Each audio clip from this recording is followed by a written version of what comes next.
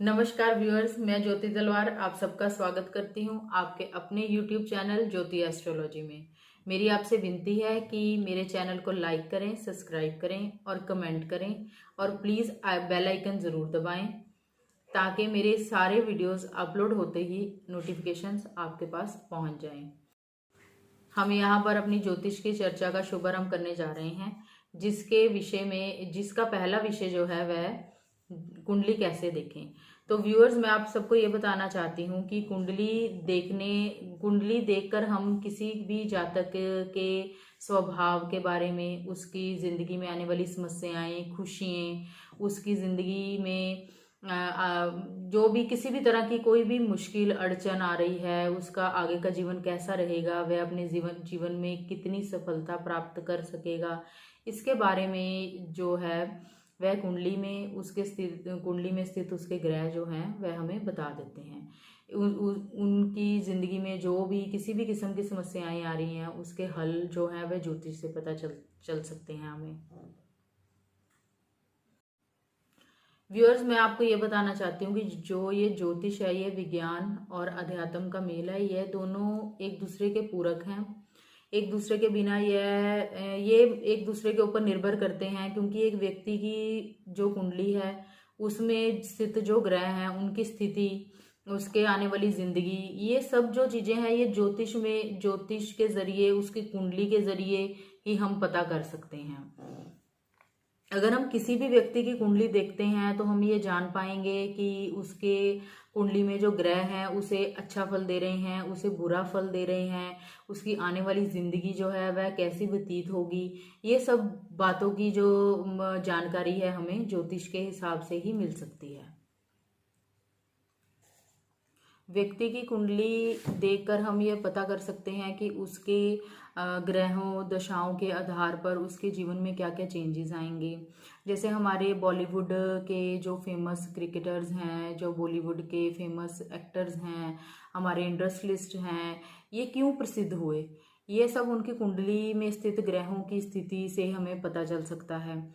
एक व्यक्ति जब जन्म लेता है तो आकाश में जो ग्रहों की स्थिति होती है वो एक कुंडली में छप जाती है। वह कुंडली जो होती है वो उस समय के ग्रहों की एक फोटोग्राफ होती है हमारे पास।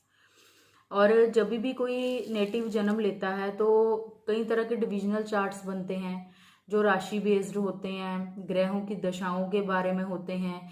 एक व्यक्ति जो है दूसरे व्यक्ति से कैसे भिन्न है, एक ही समय में जन्म लिए हुए जो जुड़वा बच्चे भी हैं, वह एक पल, एक मिनट की जो डिफरेंस आ जाता है उसकी वजह से भी उनकी कुंडलियां जो हैं, उनके स्वभाव जो हैं, उनकी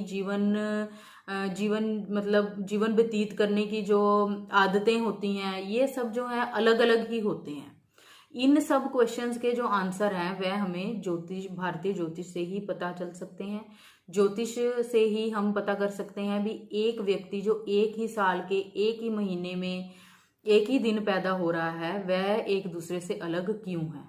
व्यूअर्स, मैं आपको यहाँ पर यह भी बताना चाहती हूँ कि ग्रहों की स्थिति बदलने से एक व्यक्ति की कुंडली में क्या क्या चेंजेस आते हैं, ये भी हमें ज्योतिष के माध्यम से ही प्राप्त होता है।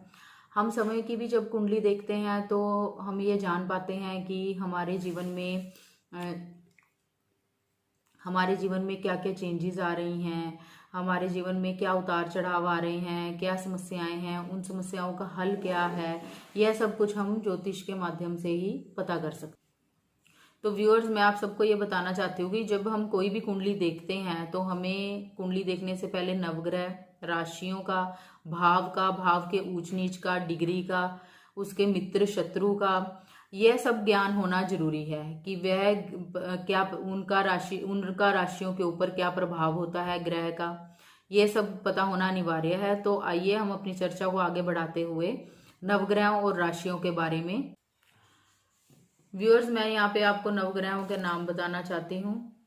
सूर्य, जिसे हम इंग्लिश में सन कहते हैं, चंद्र, मून, मंगल, मार्स, बृहस्पति, जुपिटर, बुध, मरकरी, शनि, सैटर्न, शुक्र, वीनस, राहु और केतु को हम छाया ग्रह भी कहते हैं। अब मैं आपको 12 राशियों के बारे में बताना चाहती हूँ। व्यूअर्स, ये हमारी कुंडली है, ये कुंडली है, ये इसके 12 भाव हैं, 1 से लेकर 12 तक ये इसके 12 भाव हैं। जहां पे 1 नंबर लिखा है वह मेष राशि का स्थान है। मेष राशि जिसे हम इंग्लिश में एरीज कहते हैं। 2 नंबर की जो राशि है, जहां पे 2 नंबर लिखा है, वहां पर वृषभ राशि आती है, वृषभ यानी के टॉरस। तीसरी जो राशि है वह मिथुन राशि की राशि है। तीसरा जो स्थान है वह मिथुन राशि का है। मिथुन राशि को हम इंग्लिश में जेमिनी कहते हैं। चौथी जो राशि है, जहां पे 4 नंबर लिखा है वह कर्क राशि का स्थान है। कर्क राशि को हम इंग्लिश में कैंसर कहते हैं। 5th जो राशि है वह सिंह राशि है, जिसे हम इंग्लिश में लियो कहते हैं।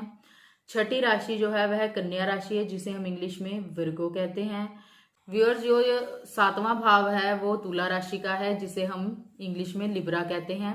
भाव जो है वह वृश्चिक राशि का है, जिसे हम इंग्लिश में स्कॉर्पियो कहते हैं। 9वां भाव जो है वह धनु राशि का है, जिसे हम इंग्लिश में सेजिटेरियस कहते हैं। 10वां भाव है जो वो मकर राशि का है, जिसे हम इंग्लिश में कैप्रिकॉर्न कहते हैं। 11वां भाव जो है वो कुंभ राशि का है, जिसे हम इंग्लिश में एक्वेरियस कहते हैं।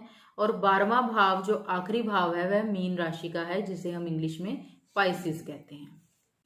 व्यूअर्स, मैं आपको यहाँ पे ये बताना चाहती हूँ कि ये जो हमने 12 राशियां की हैं, इनके लॉर्ड कौन है, स्वामी कौन है, इनका ज्ञान होना बहुत जरूरी है। क्योंकि जैसे जैसे हम चार्ट्स का एनालिसिस करते हैं, प्रिडिक्शंस करते हैं, तो हमें इस चीज का ज्ञान होना जरूरी है। इसके ग्रह के बारे में, स्वामी के बारे में, तत्व के बारे में ये ज्ञान जो है हमें आगे जाकर बहुत मददगार रहता है। पहली राशि जो मेष राशि है, उसके स्वामी जो है वह मंगल देव हैं। वृषभ राशि के स्वामी शुक्र देव हैं। मिथुन राशि के स्वामी बुध देव हैं। कर्क राशि के स्वामी चंद्र देव हैं। जो स्वामी है वह सूर्य देव हैं, सूर्य देव हैं। और जो कन्या राशि के स्वामी है वह बुध देव हैं। तुला राशि के जो स्वामी है वह शुक्र देव हैं। वृश्चिक राशि के स्वामी जो है वह मंगल देव हैं। धनु राशि के स्वामी जो है वह बृहस्पति देव हैं। मकर राशि के स्वामी जो है वह शनि देव हैं। कुंभ राशि के स्वामी भी शनि देव हैं। और जो हमारी 12वीं राशि है मीन राशि, उसके स्वामी बृहस्पति देव हैं।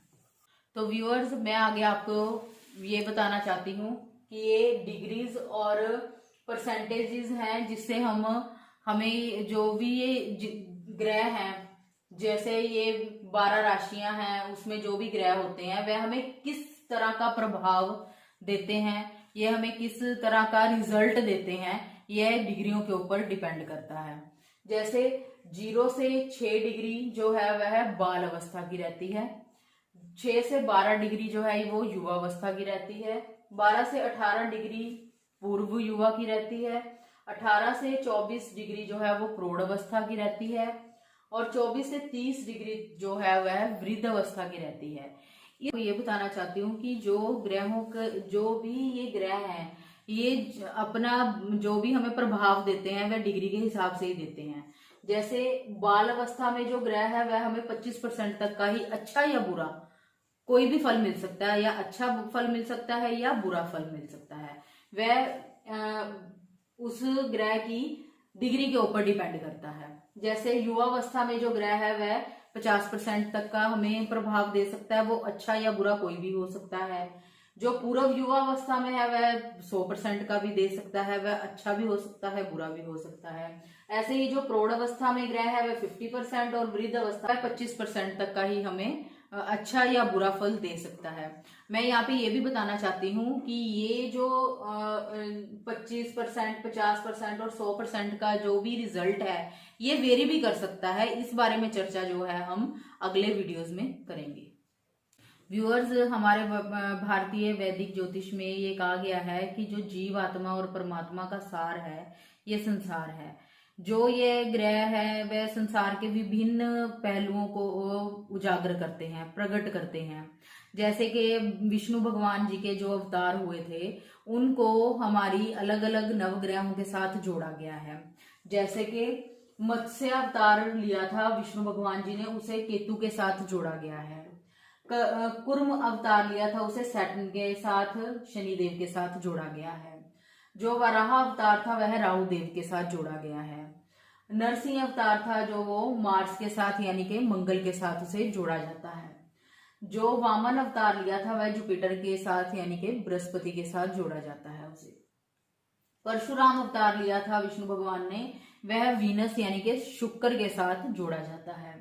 राम अवतार लिया था वह सन यानी कि सूर्य के साथ जोड़ा जाता है। और जो कृष्ण अवतार लिया था उसे मून यानी कि चंद्र के साथ जोड़ा जाता है। बुद्ध अवतार लिया था विष्णु भगवान जी ने, उसे मरकरी के साथ जोड़ा जाता है। व्यूअर्स, हम अपनी चर्चा को यहीं विराम देंगे वीडियो के साथ। तब तक मेरी वीडियो को लाइक करें, सब्सक्राइब करें और बेल आइकन जरूर दबाएं ताकि मेरी वीडियोस आपके पास नोटिफिकेशन के जरिए पहुंचती रहें। नमस्कार।